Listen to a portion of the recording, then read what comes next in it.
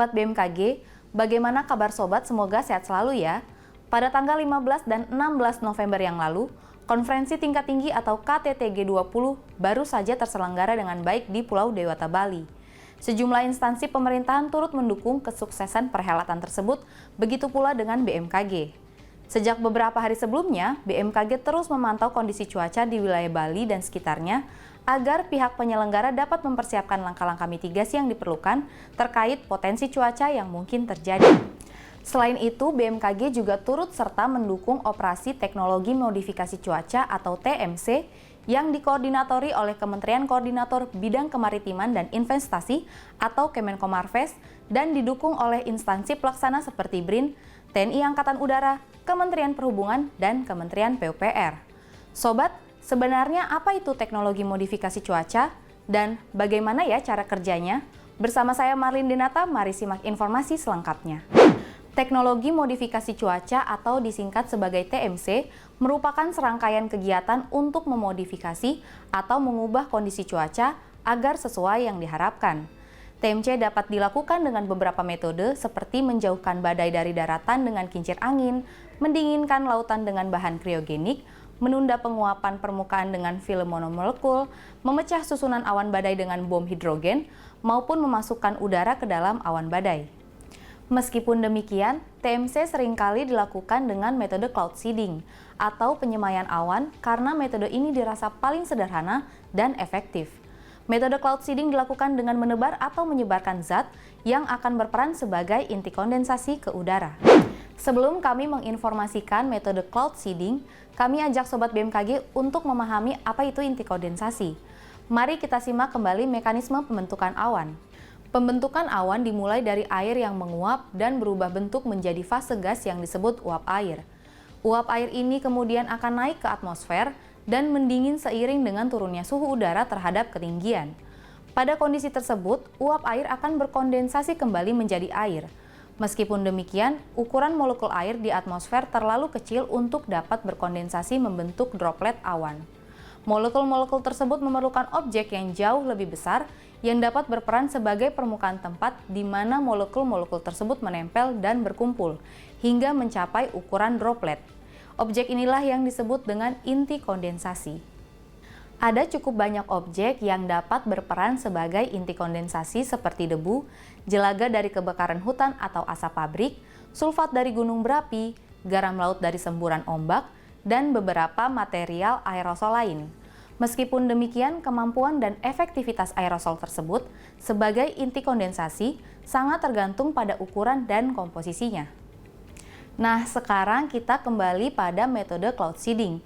Pada pelaksanaan TMC dengan metode cloud seeding, inti kondensasi inilah yang disebarkan ke udara. Harapannya, inti kondensasi tersebut dapat mempercepat dan mengintensifkan proses pembentukan awan hujan. Cloud seeding dapat dilakukan dengan menggunakan generator dari permukaan maupun dengan pesawat dan roket dari udara. Untuk wilayah Indonesia, tim dari BRIN dan TNI Angkatan Udara menggunakan pesawat untuk menyebarkan aerosol berupa garam dengan berat mencapai ribuan kilogram.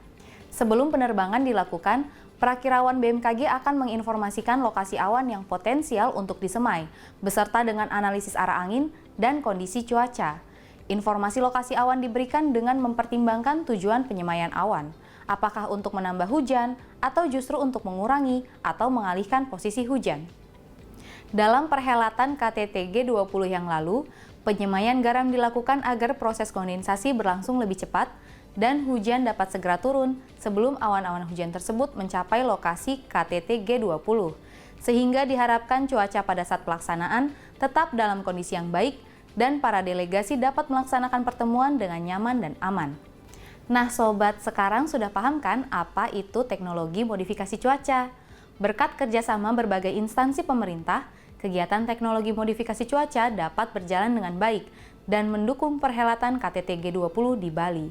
Selanjutnya, bagaimana dengan prospek cuaca di wilayah Indonesia dalam 1 minggu ke depan? Seperti apa potensi cuaca di wilayah Sobat? Berikut informasi selengkapnya.